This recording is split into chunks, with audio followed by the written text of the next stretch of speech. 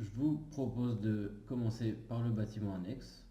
On va rentrer dans la chambre numéro 16, une chambre qu'on peut dupliquer de manière symétrique de l'autre côté. Dans l'entrée, un espace salon avec vue sur la cour. Un salon composé d'un petit canapé de place de chez Minotti en velours et d'une table de Marcel Wonders en marbre et en bois, édité par Polyforme.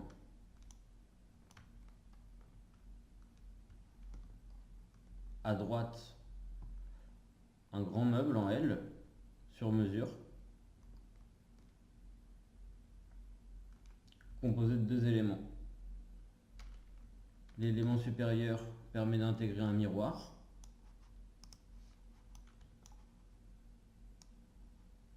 Celui-ci peut s'ouvrir ou se fermer. L'idée, c'est que la lumière s'ouvre, la lumière s'allume au moment où on va ouvrir la porte. On peut aussi cacher la télé de la même manière en faisant coulisser une autre porte. Sur le côté, un tableau, ici un dessin de la Loire. Et en bas, à la fois un coffre-fort, des éléments de décoration, un espace mini-bar, un espace thé et café avec tout le nécessaire, et un espace bureau avec un tiroir. La chaise de Le Corbusier, LC7.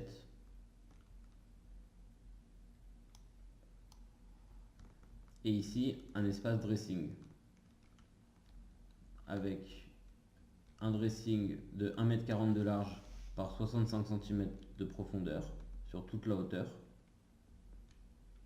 L'idée aussi, c'est que une lumière interne s'allume au moment où on ouvre les portes.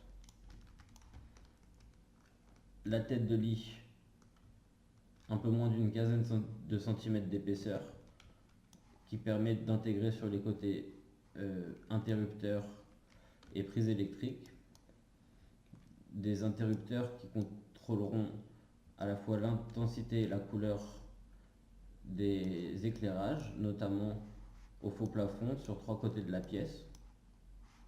Le quatrième côté permet d'intégrer les rideaux en cachant les tringles. On a des portes coulissantes pour ne pas empiéter à l'espace intérieur si on a besoin d'ouvrir. On a une paroi japonaise. L'idée, c'est qu'elle puisse rouler très facilement pour venir fermer, cloisonner ou non les espaces.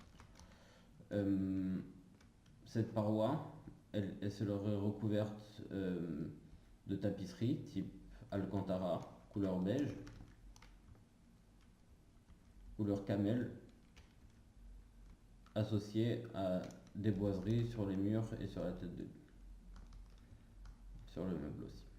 On a des murs qui sont laissés crème, presque blanc.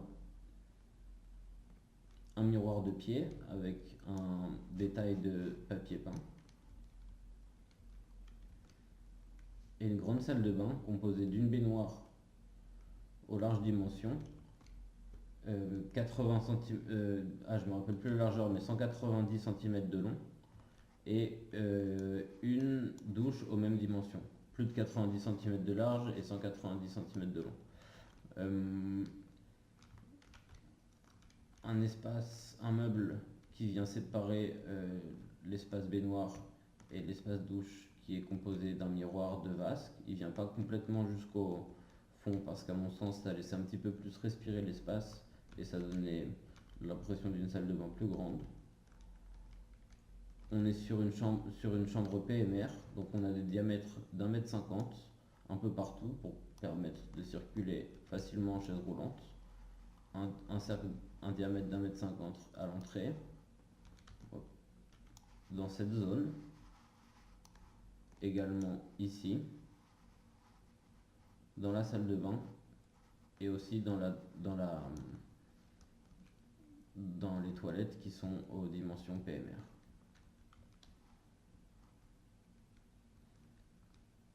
Les couleurs des finitions dans la salle de bain sont pas 100% définies.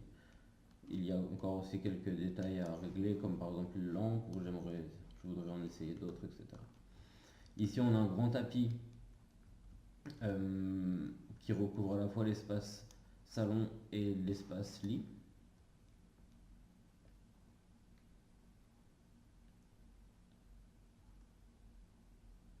Et une bande noire qui vient à la fois marquer la profondeur de l'espace et intégrer des spots supplémentaires.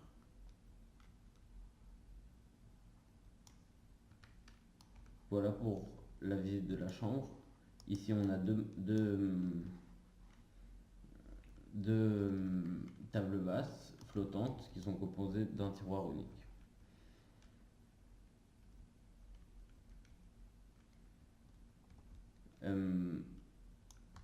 Voilà pour la visite de cette chambre.